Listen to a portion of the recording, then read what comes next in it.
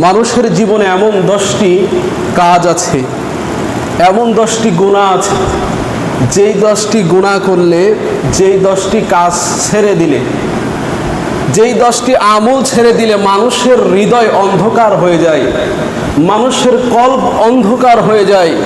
ঠিক যেমন করে সুস্থ দেহের ভিতরে যেমন করে রোগ বাসা বাঁধলে পুরো দেহটাই অকাজ হয়ে যায়, মেডিকেল চিকিৎসা করতে করতে জীবনটা একেবারে সাররাচ্ছন্ন হয়ে যায়, ঠিক তেমনি ভাগে 10টি কাজ যদি আমরা ছেড়ে দিই, 10টি আমল যদি আমরা ছেড়ে দিই, তাহলে আমাদের অন্তর গুনাহের কারণে অন্ধকার হয়ে যাবে। কি হয়ে যাবে? একটু কথা বলবেন, কি হয়ে যাবে? অন্ধকার হয়ে যাবে। এই ঘরটা এখন দিনের বেলা আলোকিত হয়ে আছে, কথা বলেন ঠিক কি? কিন্তু এই ঘরটা যদি রাতের বেলা হইতো তাহলে এই ঘরটাকে অন্ধকার থাকতো না। যদি লাইট বন্ধ করে দেওয়া হতো, বাল্ব বন্ধ করে দেওয়া হতো, তাহলে ঘরটা অন্ধকার হয়ে যেত। ঠিক তেমন করে মানুষের একটা আলোকিত হৃদয়, আলোকিত কল্প, আলোকিত রূহ আত্মা, যখন মানুষ এই 10টা গুনাহের কাজ করে, গুনাহের কাজ করতে করতে করতে এক পর্যায়ে মানুষের কল্পগুলা ময়লা হয়ে যায়, অন্ধকার হয়ে যায়, পুড়ে যায়, সারকার হয়ে যায়, তখন মানুষ আল্লাহকে ভুলে যায়। জোরে বলেন নাউজুবিল্লাহ। এই সম্পর্কে আজকে আলোচনা হবে। আল্লাহ যেন আমাদেরকে শোনার তৌফিক দান করেন, সকলে বলে আল্লাহুম্মা আমিন। আমার ভাইয়েরা, আমার বাবারা, হাদিস শরীফ প্রমাণ করে, আল্লাহর নবী বলেছেন, মানুষ যখন 10টা গুনাহের কাজের ভিতর লিপ্ত হয়ে যায়, মানুষ যখন 10টা কাজ ছেড়ে দেয়, মানুষের কল্প, মানুষের দেহগুলা অন্ধকার হয়ে যায়, মানুষের কল্পগুলো অন্ধকার হয়ে যায়। এক পর্যায়ে মানুষ যখন গুনাহ করে, গুনাহগুলা গুনাহই মনে হয় না। মানুষ যখন পাপ করে, এই পাপগুলা পাপই মনে হয় না। এমন সময় চলে আসে ভালো কাজগুলা তার কাছে খারাপ লাগে। একজন ইমানদারের কাছে চুরি করা এটা খারাপ কাজ, কথা বলেন ঠিক কিনা? কিন্তু তার কল্পের ভিতর যখন অন্ধকার হয়ে যাবে, তার কল্পগুলা যখন পচে যাবে, হৃদয় আত্মাটা যখন মরে যাবে, চুরিটা তার কাছে আর খারাপ কাজ মনে হবে না, এই চুরিটাও তার কাছে ভালো কাজ মনে হবে। ছিনতাই করা খারাপ কাজ, রাহাজানি করা খারাপ কাজ, কথা বলেন ঠিক কিনা? হাদিস প্রমাণ করে 10টা কাজ যে ব্যক্তি ছেড়ে দিবে, তার হৃদয়টা গলে যাবে, মরে যাবে, পচে যাবে। আল্লাহর নবী বলেছেন, 1 নম্বরে যে ব্যক্তি নামাজ ছেড়ে দিবে, যেই ব্যক্তি নামাজ ছেড়ে দেয়, তার অন্তর অন্ধকার হয়ে যায়। ও মুসলমান ভাইরা, একটা বাস্তব উদাহরণ আমি আপনাদের সামনে দিতে চাই। রমজান মাসে আমরা নামাজ পড়েছি, নামাজের প্রতি আমাদের একটা আগ্রহ ছিল, কথা বলেন ঠিক কিনা? এক ওয়াক্ত নামাজ শেষ করলে অন্য ওয়াক্তের জন্য অন্তরের ভিতর আগ্রহ পয়দা হতো। যেমন করে রমজান যাওয়ার পর পরে আমরা নামাজ ছেড়ে দিয়েছি, এখন আমাদের ভিতর থেকে নামাজের আগ্রহটা কমে গেছে, কথা বলেন ঠিক কিনা? আল্লাহ রাসূল বলেছে, 2 নম্বরে যেই ব্যক্তি কোরআন তেলাওয়াত ছেড়ে দেয়, তার অন্তর অন্ধকার হয়ে যায়। 3 নম্বরে যেই ব্যক্তি চোখের গুনাহ করে, 4 নম্বরে যেই ব্যক্তি দুনিয়ার প্রেমে মত্ত হয়ে যায়, 5 নম্বরে যেই ব্যক্তি জিনা করে, 6 নম্বরে যেই ব্যক্তি অহংকার করে, 7 নম্বরে যেই ব্যক্তি কৃপণতা করে, 8 নম্বরে যেই ব্যক্তি গীবত করে, 9 নম্বরে যেই ব্যক্তি কুসঙ্গ গ্রহণ করে, 10 নম্বরে যে ব্যক্তি আল্লাহকে ভুলে যায়, তার অন্তর অন্ধকার হয়ে যায়। জোরে বলেন নাউজুবিল্লাহ। এবার এক একটা করে পয়েন্টের বিস্তারিত আলোচনা আমরা শুনবো ইনশাআল্লাহ। তাহলে কয়টা বললাম?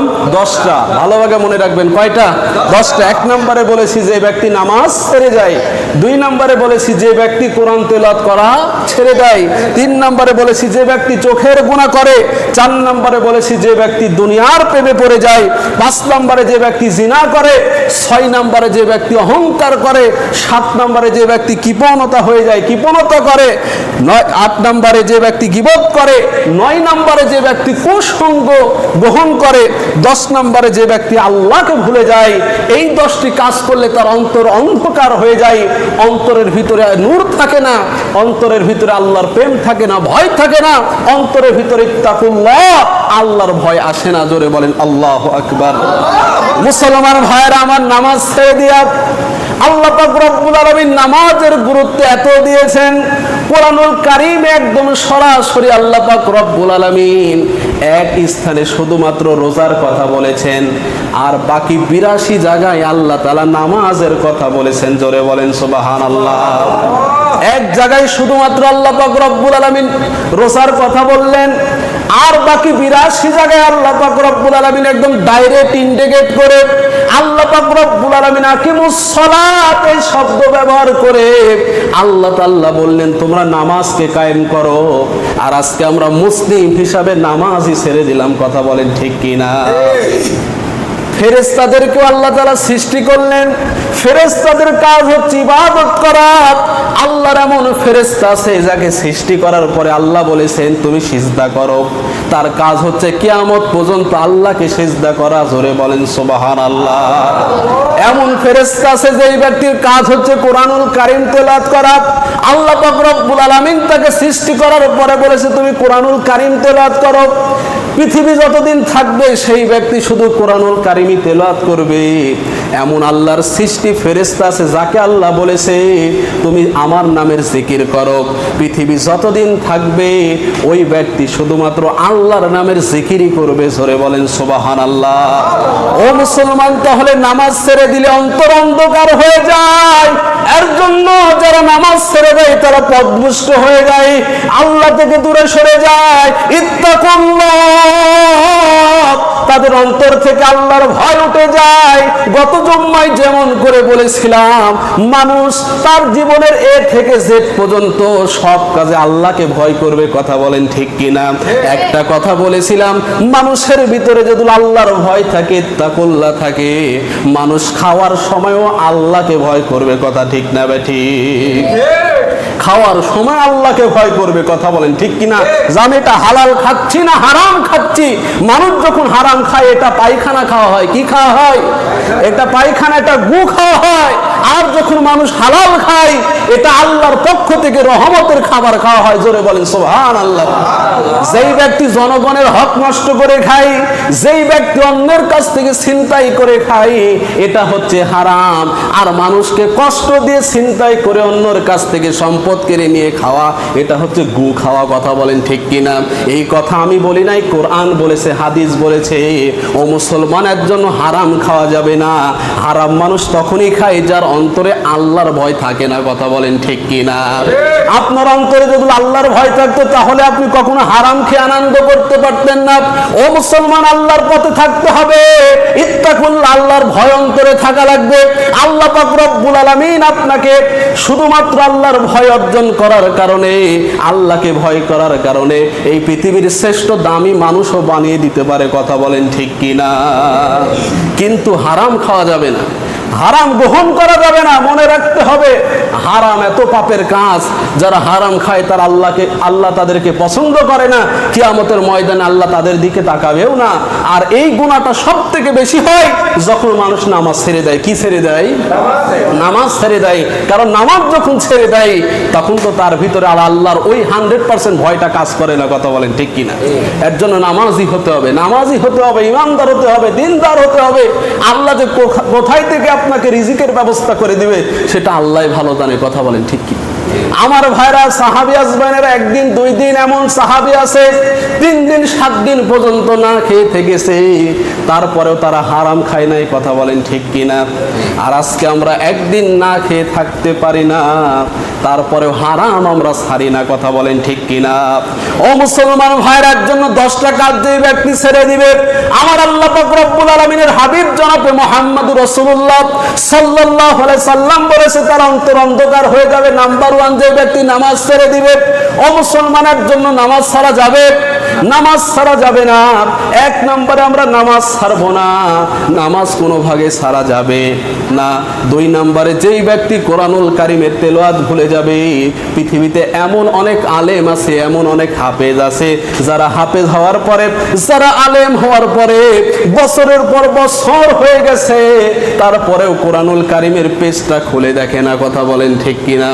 ও ও মুসলমান, কি হবে আল্লাহকে ফাঁকি দিয়ে?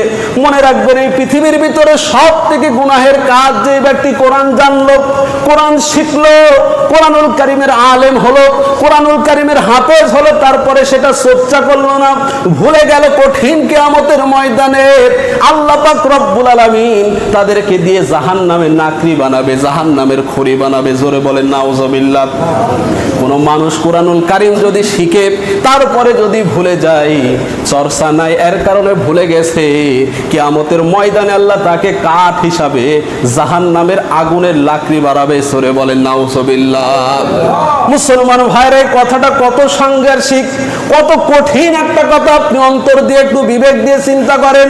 দুনিয়াতে কোরআন শিকার পরে যদি আপনি ভুলে যান, এর জন্য ভাইরা আমার, যারা কোরআনুল কারিম পড়তে পারেন তাদেরকে বলতে চাই, পৃথিবীতে এমন অনেক মানুষ আছে যারা কোরআনুল কারিম ঠেকে ঠেকে পড়ে, কোন রকম টেনে টুনে পড়ে। এমন মানুষ অনেক আছে যারা প্রতিদিন ঠেকে ঠেকে এক পৃষ্ঠা হলে কোরআন পড়ে। কথা বলেন ঠিক কিনা? কিন্তু অনেক হাফেজ আছে, তার এক পারা পড়তে 20 মিনিট সময় লাগবে না, 15 মিনিট সময় লাগবে না, বছরের পর বছর সেই ব্যক্তি কোরআনুল কারিম পড়ে না। ওই হাফেজ, ওই আলেমের থেকে ওই সাধারণ ব্যক্তি অনেক উত্তম, যেই ব্যক্তি ঠেকে ঠেকে প্রতিদিন আল্লাহর কালাম একটা পৃষ্ঠা হলেও পড়ে। জোরে বলেন সুবহানাল্লাহ। এর জন্য আপনি কোরআনুল কারিম পড়তে পারেন না, খুব একটা ভালো, এখনো সময় আছে, শিকার জন্য চেষ্টা করবে। ও মুসলমান, যদি তাও না পারেন, যদি আলিফ বাতাও পড়েন, ওই কায়দার বই, আমপাড়ার বইটা নিয়ে শুধুমাত্র একটু আঙ্গুল বোলাবেন আর চেষ্টা করবেন, আপনার মৃত্যু হবে তলবে এলেমের মৃত্যু। আর যেই ব্যক্তি তলবে এলেম হয়, তার পায়ের নিচে আল্লাহ 70,000 নূরের ফেরেশতার পাখা বিছাই দেয়। জোরে বলেন সুবহানাল্লাহ। এর জন্য তলবে এলেম হতে হবে, কোরআনুল কারিমের ছাত্র হতে হবে। এই পৃথিবীতে ওই ব্যক্তি সর্বোত্তম ব্যক্তি, যেই ব্যক্তি কোরআনুল কারিমের ছাত্র হয়েছে, যেই ব্যক্তি রাসূলের হাদিসের ছাত্র হয়েছে। এর জন্য আপনি কোরআনুল কারিম খুব একটা ভালো পড়তে পারেন না। আপনার বাড়িতে ছোট যে একটা কায়দা আছে, ওই কায়দার ভিতরে আলিফ থেকে ইয়া 29টা হরফ আছে, প্রতিদিন পড়েন, আপনার মৃত্যু হবে তলবে এলেম কোরআনের ছাত্র হিসাবে। মরতে দেরি হবে, আল্লাহর জান্নাতে পৌঁছাইতে দেরি হবে না। জোরে বলেন সুবহানাল্লাহ।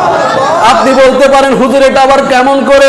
আল্লাহর নবী বলেছেন যে এই ব্যক্তি কোরআনুল কারিম পড়ার, যেই ব্যক্তি কোরআনুল কারিম পড়ার জন্য চেষ্টা করে কিন্তু পড়তে পারে না, এই অবস্থায় তার যদি মৃত্যু হয়ে যায়, কবরের ভিতরে যখন মুনকার নাকির তার দিকে আসবে, আসার পরে দেখবে কোরআনুল কারিমের তার জন্য একটা ঢাল হয়ে গেছে, বাধা হয়ে গেছে। মুনকার নাকির বলবে, কে তুমি? তুমি বাধা দিচ্ছ কেন? এবার ওই ব্যক্তি ঢাল উত্তর দিবে, আমি কোরআনুল কারিম।